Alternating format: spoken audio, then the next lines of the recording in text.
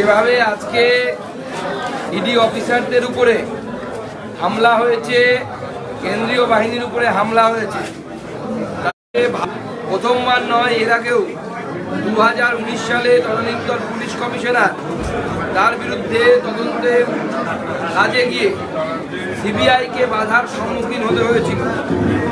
শুধু তাই নয়, পুলিশ ব্যবহার করে সিবিআই আধিকারিকদেরকে শুধু বাধা দিয়েই ক্ষান্ত হয়নি মমতা বন্দ্যোপাধ্যায়।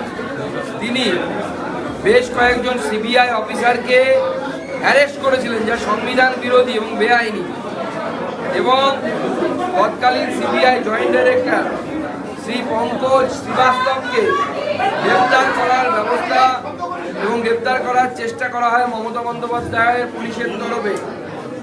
এই দৃশ্য, এই ভয়াবহ দৃশ্য আরও একবার সেই ঘটনাকে আমাদের মনে করিয়ে দিল এবং পশ্চিম